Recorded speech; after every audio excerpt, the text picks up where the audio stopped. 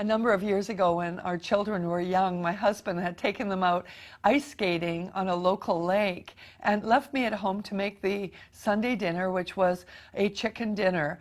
And I had one chicken that I was preparing for the family and some vegetables and that. But when he came home, it was a surprise, surprise. There was a whole bunch of guests with him that he had met at the lake while skating. He didn't tell me he was bringing home anyone. We didn't have cell phones back in those days.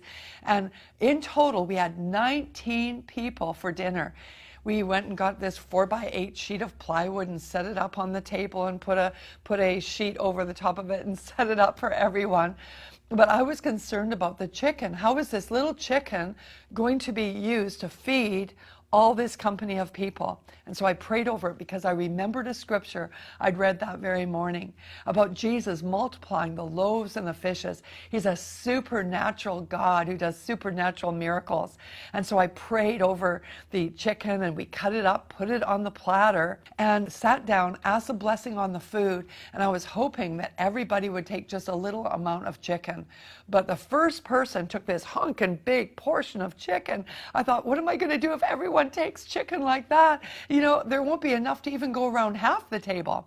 The next person also took a very large, extremely large portion of chicken. And the third person, I was having an internal panic attack when all of a sudden I noticed that the platter of chicken seemingly had the same amount of chicken on it as when we started. And it just went from person to person to person to person, came all the way around to me after 19 people had served up plates full of chicken, and it still had a full platter of chicken. Some had seconds, some had thirds. In fact, after that chicken dinner, we had chicken for 3 days afterwards. We ate chicken sandwiches, chicken soup, chicken pizza, chicken omelets, chicken casseroles, chicken everything.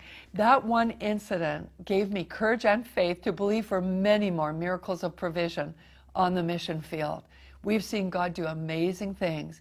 He is the same yesterday, today, and forever. Why don't you believe for your miracle?